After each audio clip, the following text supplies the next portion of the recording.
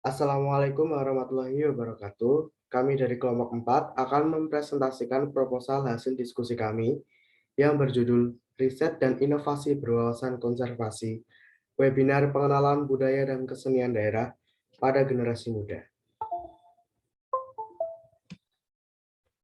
Kelompok kami beranggotakan 1. Muhammad Yulianto dengan NIM 21014210558, 2. Galih Wening Rinastiti dengan NIM 3211421109, dan yang terakhir Anis Nurjana dengan NIM 3211421146. Yang pertama, latar belakang. Latar belakang akan dibacakan oleh saya.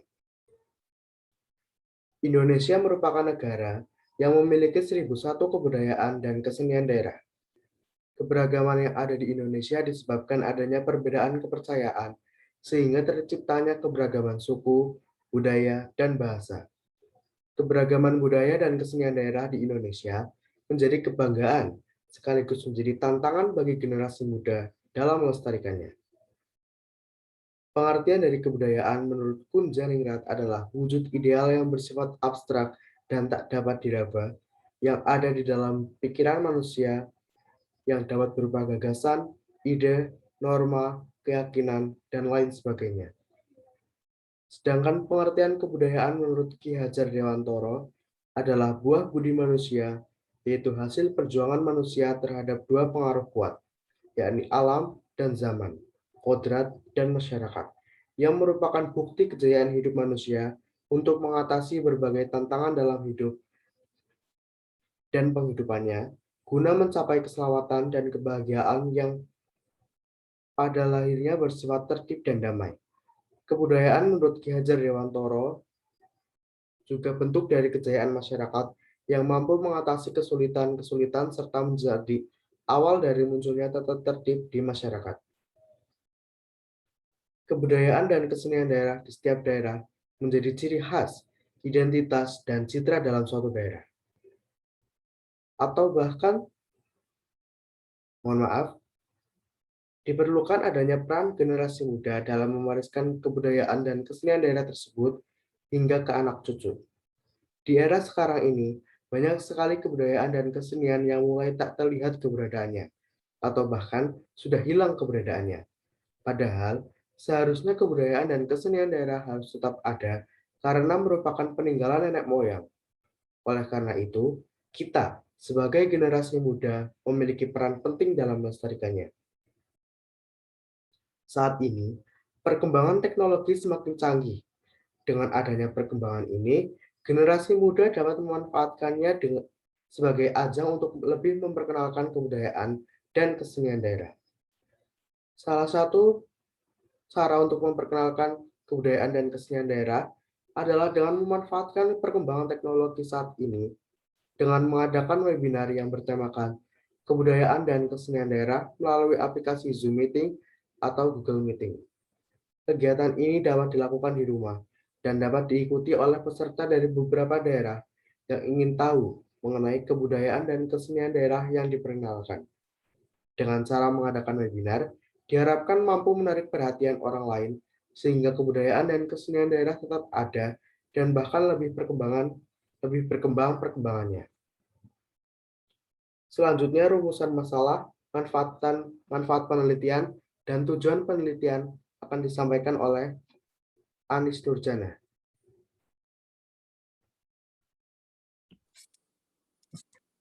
Yang kedua,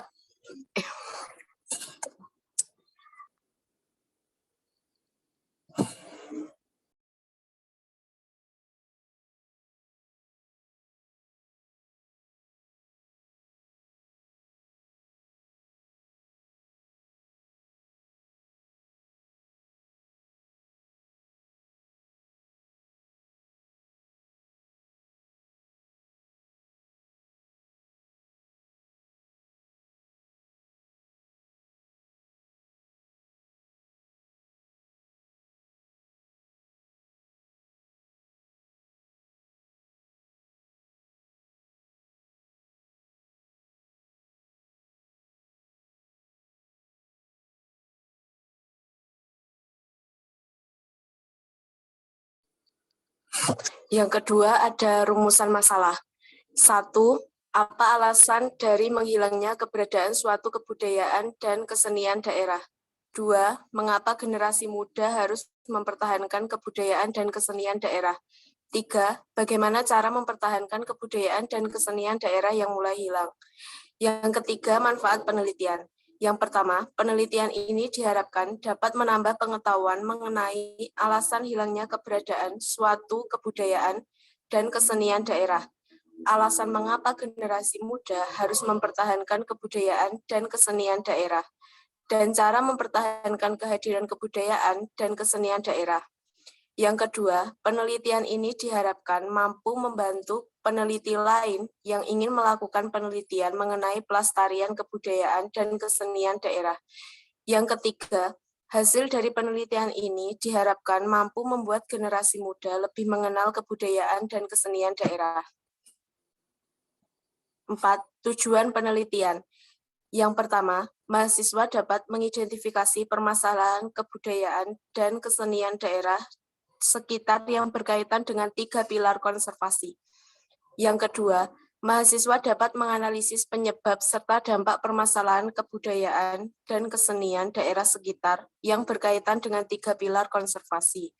Yang ketiga, mahasiswa dapat merumuskan solusi dari permasalahan kebudayaan dan kesenian daerah sekitar dengan menerapkan wawasan 3 pilar konservasi.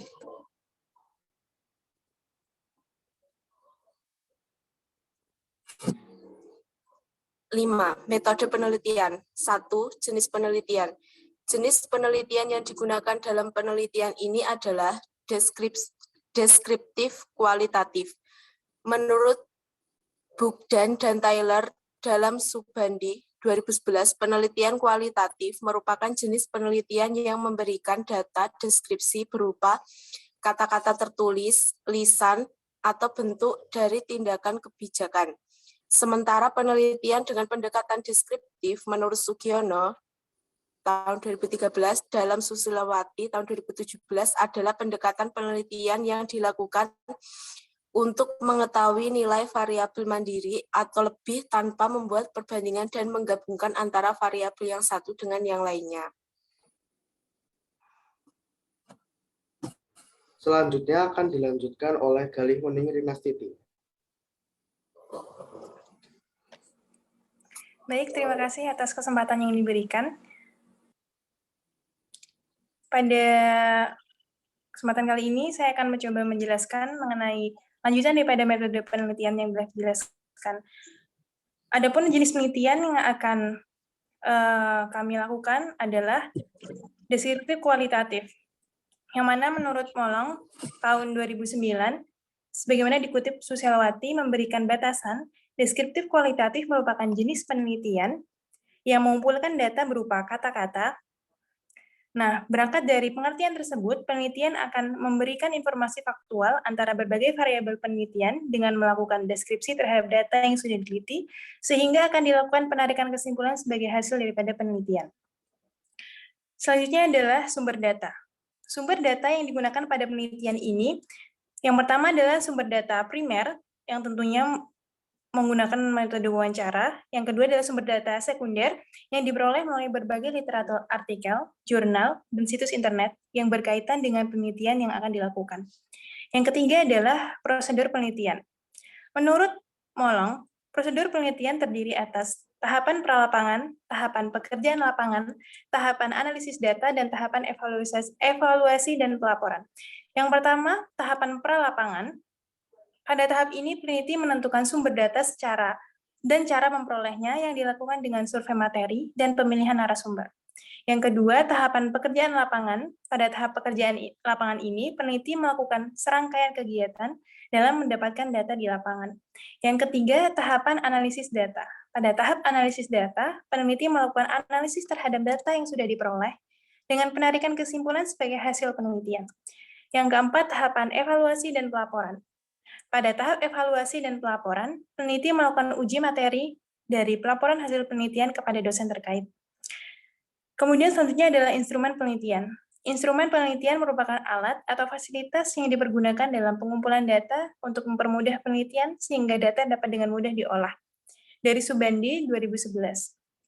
Dalam penelitian ini, peneliti terlibat langsung dalam penelitian dengan instrumen penelitian berupa observasi, instrumen dokumentasi, dan focus group discussion atau FGD. Demikian moderator.